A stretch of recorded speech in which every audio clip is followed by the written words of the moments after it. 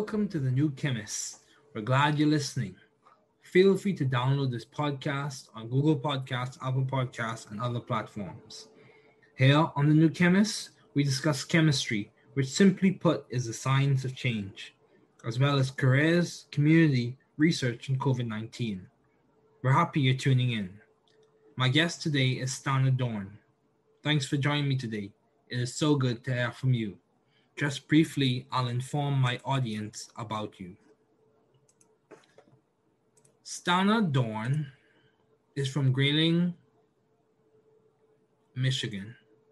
She graduated with a BS in chemistry and a BA in music from Hope College in May of 2017, where she performed research under the guidance of Dr. Jeffrey B. Johnson.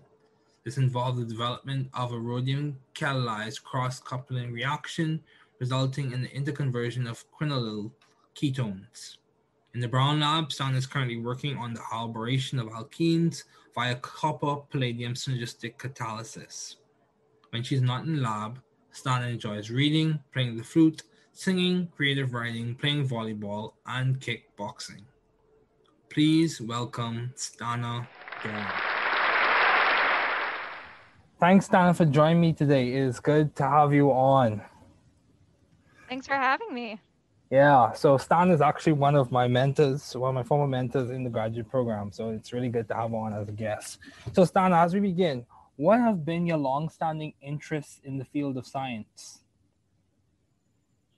That's a great question. Starting off as a younger kid pre-college, I didn't know what organic chemistry was. And I was fascinated by chemistry in general. And so that led me to pursue a chemistry degree at Hope College. And through there, I first started off doing analytical research. But as soon as I took an organic laboratory course, I fell in love with organic chemistry. I think putting together molecules and thinking about how to put them together and strategies for doing so is extremely fascinating and rewarding. Okay, good. So would you say you lean more towards synthesis, or do you lean more towards theory, methodology, applied organic chemistry? Yeah, so during my undergrad, when I started organic chemistry research, I started off by doing organometallic research using rhodium chemistry. Okay. And this was extremely interesting to me. I hadn't quite taken inorganic chemistry yet, so I didn't quite know how metals worked and everything, but I thought it was super interesting, and I also got to use the glove box, which was exciting. But undergrad, in grad school, yep. Wow, that's cool. Yeah, we were fortunate enough to have a nice one at Hope College, so that was super fun. But yeah, then in graduate school, I definitely at least wanted to start off doing organometallic research because that's at least something that I had a partial background in. And I thought I could build more upon those skills in graduate school. And so that in part led me to Kevin's group. And once I found out I was working on the dual catalytic system with copper and palladium, I was super excited because I'd never seen two intersecting catalytic cycles for metals before. And I was super intrigued by it. And yeah, that's good. I definitely have an appreciation for synthesis, and I haven't had the opportunity yet to do too much work in that, but I do find it interesting as well. That's good. So, given the challenges that a lot of people are facing, and you may have faced some challenges as well, how do you maintain a view of the bigger picture in your career, graduate career, and in your life in general? Yeah, this is an excellent question. And a lot of people that I meet in graduate school are sometimes surprised to hear that I actually did not do well in my organic lecture courses as an undergrad. I almost failed them. But I did really well in the lab. And going through that process, I remember feeling extremely frustrated because I didn't seem to pick up a subject that I loved to death as much as my classmates could. And so the passion that I had for it just really wasn't translating into, what traditional measures are for learning. And I remember being extremely frustrated at the time. Um, and going beyond that, once I fell in love with lab work, I was like, I'm just going to pursue organic research and see where it gets me. And through that, I started organic chemistry research. And there were definitely times I felt insecure because I didn't do well in the lecture course. So um, I definitely sometimes felt like an imposter, which a lot of people experience, especially in graduate school, is that imposter syndrome. Hmm. But kind of through it all, I've been extremely passionate and excited about pursuing a career in academia, and keeping in mind the struggles that I faced as an organic student and how I can help students who maybe, were in my situation, help understand it better. Because especially at organic chemistry, we tend to see a drop off of students because it's the weed out course and it's extremely hard and it has all these stereotypes for being a really tough course that is unforgiving. But so I think we lose a lot of students there, and I'd like to help bring more people in. Okay, that's good. That's good. So, Stanley, you mentioned a lot of stuff, and I want to touch on a few of those things. So, how did you work through that imposter syndrome? How did you work through? Because Oh, a number of people face that. um, yeah. To be honest, I'm still working through it. Okay. And I'm not sure there's ever going to be a point where I wake up and just it's magically gone. But Okay. I try to remind myself of the things that I have accomplished and um, kind of the power of the word and. So I can be a successful scientist and feel insecure at times about where I'm at. But that Okay. doesn't mean I'm not successful, and it doesn't mean that I don't belong here. Hmm. Um, and Wow. um, That's good. That's good. Good because, many times we have these ideas of grandeur where scientists are concerned, where we seem to be strong, completely, have their life perfectly lined up. But many times that's yeah, not the for sure. case. Yeah. Oh, So I would say majority of the time that's not the case. yeah, that's true. Um, True. That's true. but Yeah. yeah, as scientists, sometimes, um, regardless of what scientific field you're in, or maybe regardless of fields um, specific to science or not, the higher up you go in terms of like education and things like that, the more pressure there is to know all of the deepest theories of the subject. And just with organic chemistry in particular, there's the pressure to like know all the named reactions that ever were and ever are, um, and things like that. Um, that at times, can feel excluding, um, especially as a student. If you get kind of mocked for not knowing a named reaction, it can be really off-putting when maybe you still at least understand the underlying concepts. Okay. I'm not Yeah. trying to I'm not trying to rail against named reactions. It's useful to have monikers to describe these processes, um, but I do think that sometimes it goes a little bit far. Okay. Yeah. That's good.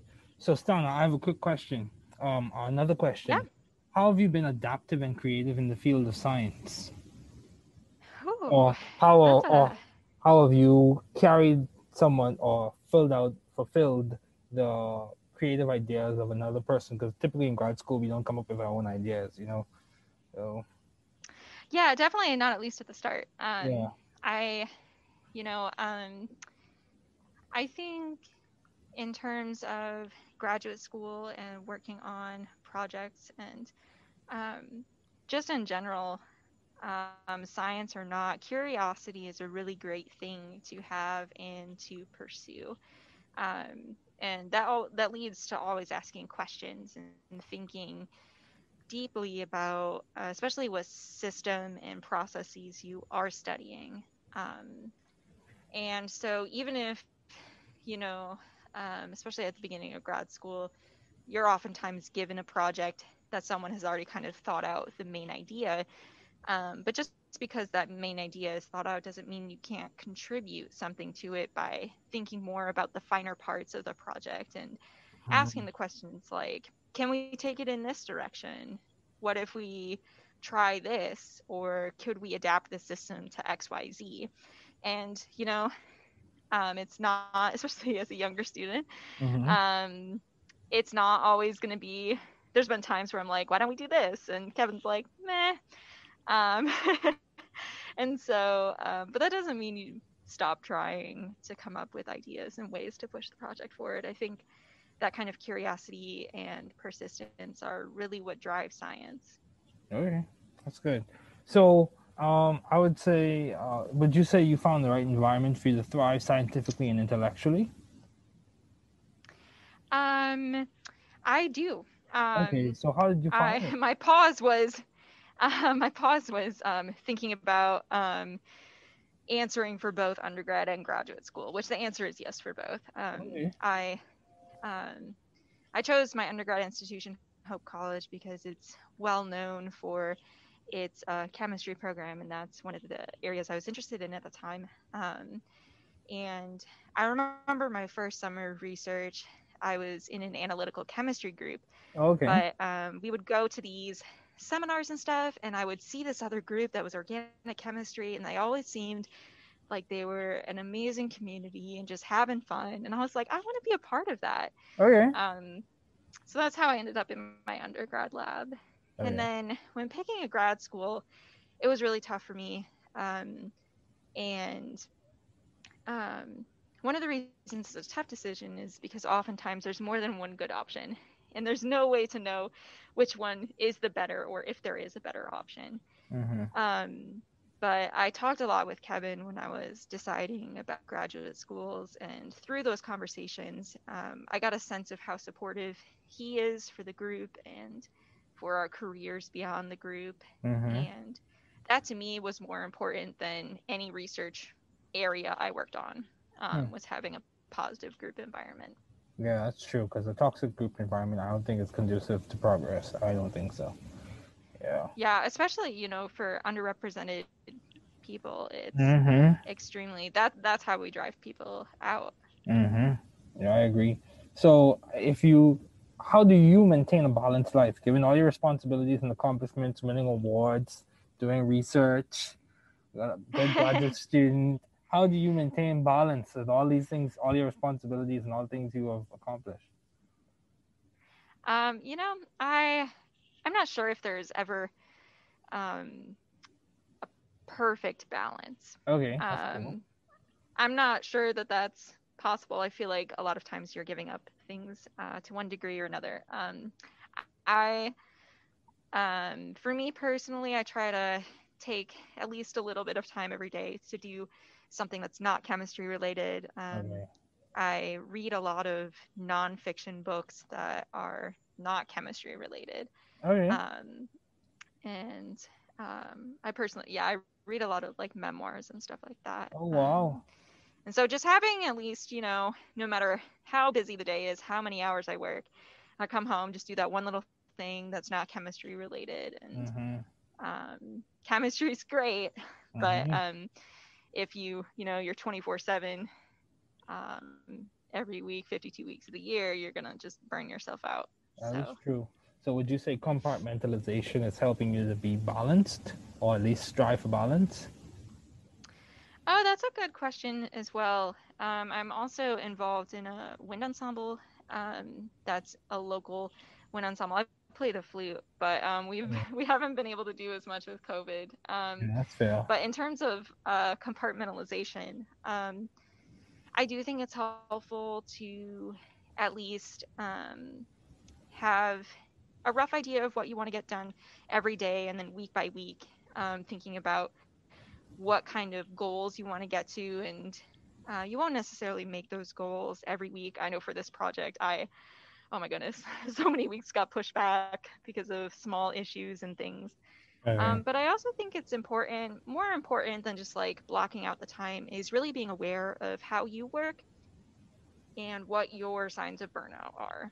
So when Okay. I'm working in the lab during a day, there's a point in the evening, and I don't have a specific time or anything, but there's some point in the evening where I just feel like I'm on the verge to go home. And so I ask myself, I'm like, okay, what's our exit strategy for today? What things absolutely have to get done today? What things, if I still have things, can be pushed to tomorrow?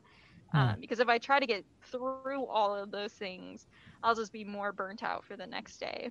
And Okay. so kind of having that little check in at the evening just to figure out what I still have to do um, can Yeah. be helpful in terms of making sure that I end at a place that I can kind of recharge and do those things outside of chemistry. Oh wow, that's good. An exit strategy. I gotta write that down. Having an exit strategy, because I even with me, I don't, and I'm just starting, but even with me, you do have these goals of I want to complete this many reactions. I want to Mhm. purify this many reactions using the column chromatography, and I want to test this Mhm. much using NMR to confirm what I got. However, you don't always, Mhm. at least for me, I don't always achieve that. So, Yeah. Yep. yeah, Yep. yeah. And I So, think also, you know, even as a fourth year, sometimes I still have trouble estimating how long it's going to take. I remember my first year, I always just like totally underestimated how long things would take me. And yeah, the issue with that is that you start to, hold yourself to these really unrealistic expectations. And that's that can true. be That's true. damaging if That you could continue be. to do that. But That's true. so I think kind of as you go with more practice, you get a sense Hmm. of how long things will take and get a sense of um, your time in that sense. Okay. Yeah, an evaluated experience does complement the progress and helps you learn. Yeah, Stana, I do have this question for you. I have two questions for you.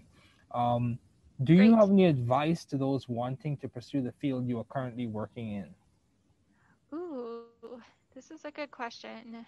For organic chemistry, I would say, if you're really passionate about the subject and you're really interested in studying it, continue to pursue it. Even so, like for me, I could have, well, I almost, there were a few stages in my undergrad where I seriously considered dropping out of chemistry altogether. Oh wow. Um, and there were moments that it was really hard to keep going, and Yeah. but I love the field of organic chemistry so much that Hmm. um, I was a little bit stubborn in that regard. Oh yeah. So I That's do interesting that think, you say that.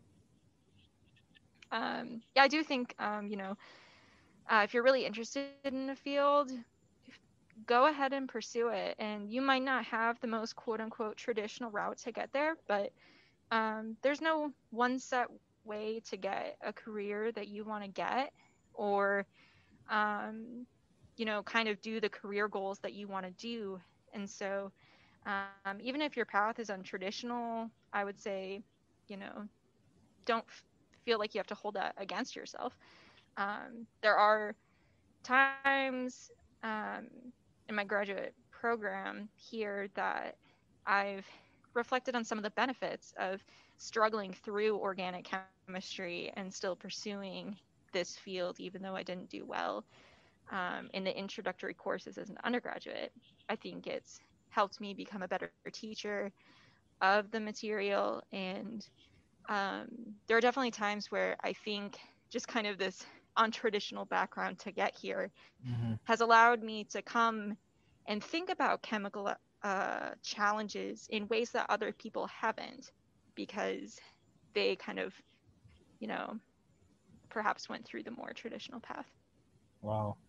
So, Stan, I like the word you use. You use the word stubborn. Interesting. Interestingly enough, I interviewed a professor from MIT, and he used the same word to describe himself. He said, "I think it's just because I'm stubborn," and I think that's important because people phrase it differently. I persevere, or I.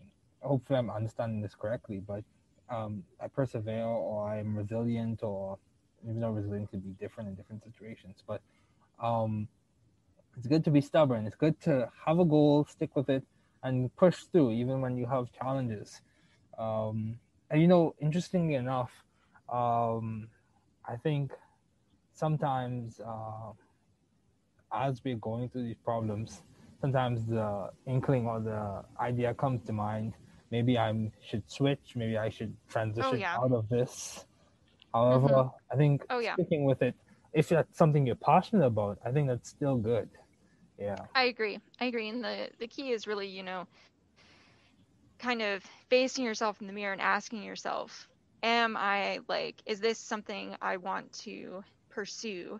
Because some people, um, it's tough to think about what they're passionate about, or they would like to be passionate about XYZ, but they maybe just like deep down aren't necessarily.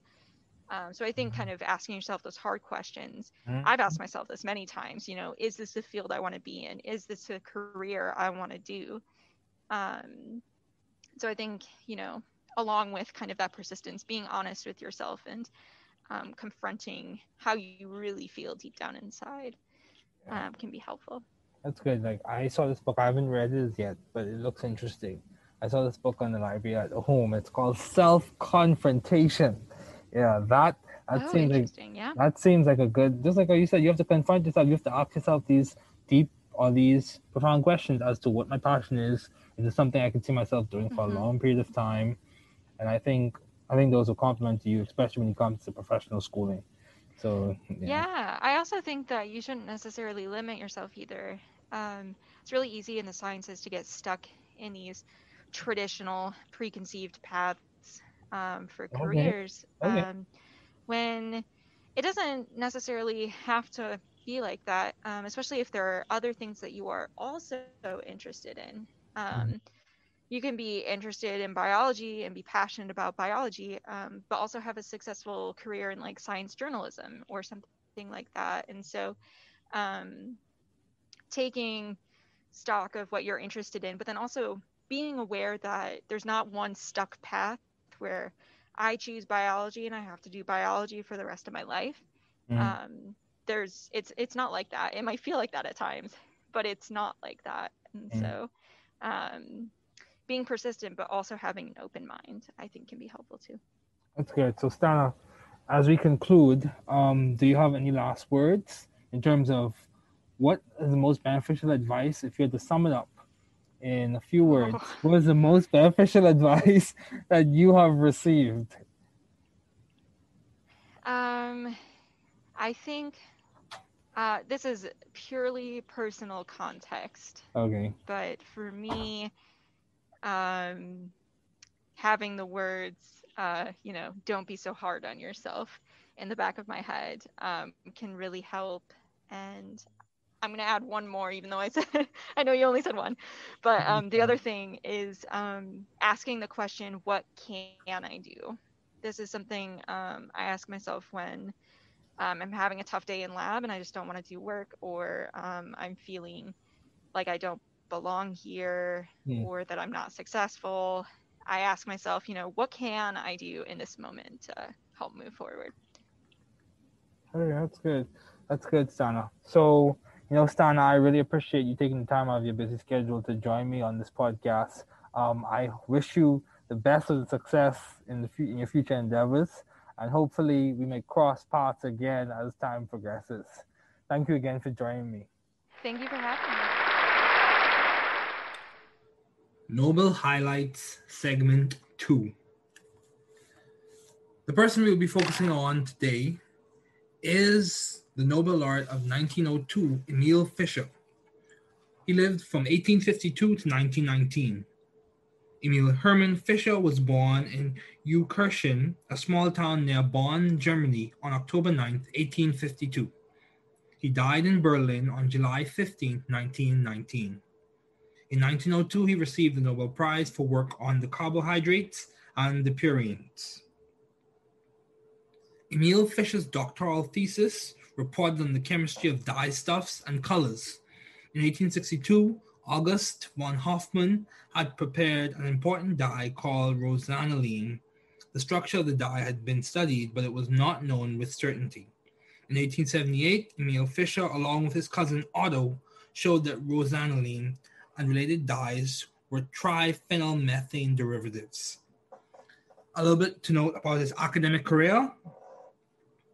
In 1871, Emil Fischer entered the university at Bonn, where he attended the lectures of August Keckerling and Rudolf Clausius. In the following year, he transferred to Strasbourg, where he studied chemistry with Adolf Bayer and earned his doctorate in 1874. He followed Bayer to Munich in 1875, where he became a Privatdozent in 1878 and a junior professor in 1879. He became professor and director of the Chemistry Institute at Erlangen in 1882 and took a similar position at Wurzburg in 1885. In 1892, he succeeded A.W. von Hoffmann as director of the Chemistry Institute of Berlin. In 1888, Emil Fischer married Agnes Gerlach. She died after only 7 years of marriage. Together, they had 3 sons. 2 of the sons became medical doctors and died as soldiers in World War I. The third son, Hermann Fischer, became a distinguished biochemist and completed his career at the University of California, Berkeley, where he died on March 9th, 1960. Indeed, a very good, excellent, great chemist. Functional groups and other ideas. Chemistry concept development 2. The key objectives for this discussion would be to understand what is a functional group, understand the key format for organic nomenclature, and understand the role of intermolecular forces. Functional groups are characteristic parts of molecules that convey specific chemical properties to the molecules that possess them. Functional groups do numerous things, but mainly they enable us to compartmentalize information about molecules, compounds, and reactions. Functional groups do give us insight into chemical interactions such as intermolecular interactions, as well as give us more information in understanding the properties of molecules. This includes the physical properties such as boiling points and melting points and solubilities. Considering the usefulness of functional groups, they also possess a characteristic molecular fingerprint that is detected in many ways, namely in spectra, which will be discussed in later episodes. Types of molecules and their properties. There are several types of molecules in the world. However, in the discipline of organic chemistry, there are specific molecules that are discussed frequently, including alkanes, otherwise known as paraffins, which are saturated hydrocarbons and aliphatic compounds. These molecules form a series of homologs with a repeating methylene, CH2, unit, and with the general formula CnH2n plus 2, and ending with the suffix -ane. For example, in increasing order from 1 to 5, methane, CH4, ethane, C2H6, propane, C3H8, butane, C4H9, pentane, C5H12. The following prefixes are hex, which corresponds with 6 carbons, hept, 7 carbons, oct, 8 carbons, non, 9 carbons, and dec, 10 carbons. These prefixes from meth to dec are applicable throughout the naming of organic compounds, alkanes, alkenes, alkynes, alcohols, etc. Moving on to alkenes, otherwise known as olefins.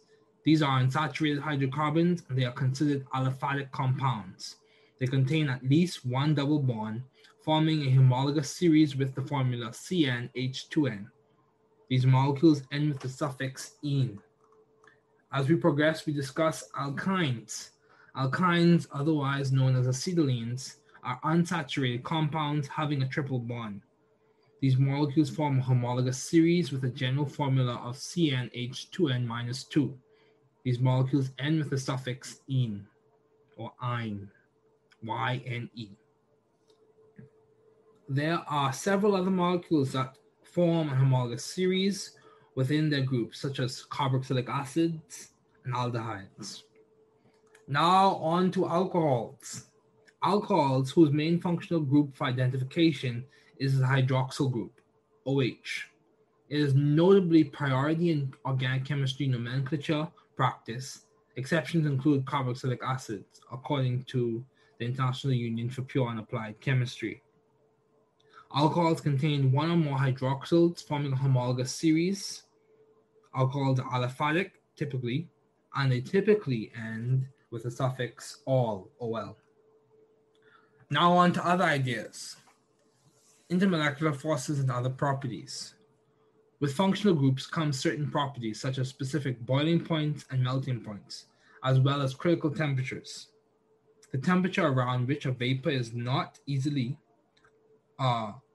undergoing a phase change to a liquid. So that's the definition of a critical temperature, and many other physical properties. However, beneath the surface of physical properties are the chemical features or interactions known as intermolecular forces, which influence and enable comparative predictions and physical properties. Namely, they are key forces to remember. Let's discuss dipole-dipole forces. These are forces which occur between molecules intermolecular with a dipole moment or a significant dielectric constant. These molecules are otherwise known as polar. These intermolecular forces, IMFs, are relatively strong. A relatively stronger version of this force is the hydrogen bond intermolecular force. Hydrogen bonding. Hydrogen bonding is a stronger force, sometimes referred to as a strong dipole-dipole force. This is a relatively strong, some consider it strongest of the IMFs. It occurs in water and other molecules with hydrogen bonds to nitrogen, oxygen, or fluorine. Moving on to ion dipole force. This occurs between ions and polar molecules, for example, with solvation of sodium chloride crystals in water. As we progress, we discuss London dispersion forces. London dispersion forces occur in all molecules and are based off of the Coulombic interactions between transient, in essence temporary, dipoles. These electrostatic forces result in transient interactions between molecules. Van der Waals forces. Now, a weaker force that consists of two kinds includes the van der Waals force, which is discussed in short here, and more elaboration can be found in other episodes. It is worth noting that IMFs and their strengths are based off of functional groups, chemical structure, and the types of chemical bonding in those molecules. You have chemical bonding, which can be subclassified into polar covalent bonding. Covalent bonding occurs between atoms with significant electronegativity differences. Specifically, this bonding occurs with heteroatoms, which refers to different non-metal atoms. Many times, the Pauling scale is invoked and used as a reference for ranges to determine the type of bonding arrangement occurring between atoms. If bonding, though considered a theoretical construct in some cases, is viewed on a spectrum, polar covalent bonding would exist around the middle. Covalent bonding. This is almost another end of the bonding spectrum where there is a less significant difference in electronegativity. Of course, significant in some cases is debated. Ionic. This at the other end of the bonding spectrum. This occurs between metals and non-metals. For example, in sodium chloride, there is a large difference in electronegativity. Solvation. Solvation is dependent on many factors, including the principle like dissolves like, and ideas such as hydrophilicity and hydrophobicity.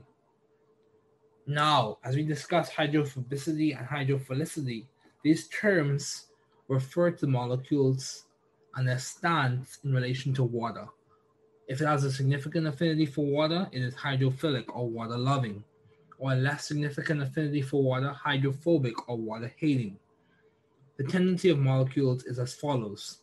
Polar and ionic compounds tend to be hydrophilic compared to covalent and non-polar compounds, which tend to be hydrophobic. Now, molecules that possess both hydrophilic and hydrophobic properties are in many instances considered amphipathic. Now, nomenclature in a nutshell. Nomenclature, according to IUPAC, is based off of four main parts: the prefix, the locant, the parent chain, the suffix. The prefix normally refers to the number of each substituent or functional group attachment. prefixes include di, tri, tetra. The locant, which is a number that describes the functional group, attachment, or the substituent's position. The parent chain, this is normally the longest continuous chain in the molecule. The suffix, this is based off of the presiding or prioritized functional group, chain, or bonding arrangement. Suffixes are typically classical in ending, with "-ane" for alkanes, "-ene" for alkenes, "-ine" for alkynes, "-amine" for amines, "-amide" for amides, "-oic" for carboxylic acids, "-ate" for esters, "-one" for ketone, and "-dehyde" for aldehydes. Key fact to note, the alcohol's functional group hydroxyl, OH, is normally prioritized overall.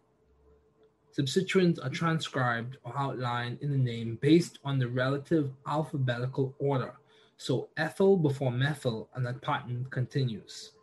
The key overall idea in nomenclature generally is we follow the guideposts of prefix, locant, parent chain, then suffix. As we progress, another key concept to note would be selectivity, which in reactions within the context of organic chemistry typically describes which product is favored, and specificity, which typically refers to what is mechanistically allowed to occur or to form. You have chemoselectivity, which typically refers to the functional group that's going to be reacted on. Regioselectivity, in which cases we look at which part of the functional group will be reacted on. And stereoselectivity, which explains how it reacts or what 3D conformation of the molecule is formed in the reaction. These are the key concepts for this segment. Thanks for listening. We're glad you were able to tune into this podcast. Once again, this is The New Chemist, where we discuss chemistry, which simply put is the science of change, as well as the other sciences, careers, community, research, and COVID-19. Thanks again for listening. Note, the views on this podcast represent those of my guests and I.